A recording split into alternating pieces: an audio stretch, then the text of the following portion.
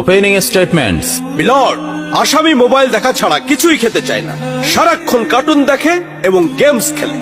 আসামি সম্পূর্ণরূপে মোবাইল আসক্ত। Objection milord. Objection overruled, you may proceed.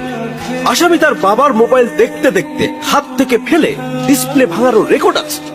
মহামান্য আদালতের কাছে আসামির সর্বোচ্চ শাস্তি আজীবন মোবাইল নিষিদ্ধ করা জোর দাবি জানাচ্ছে।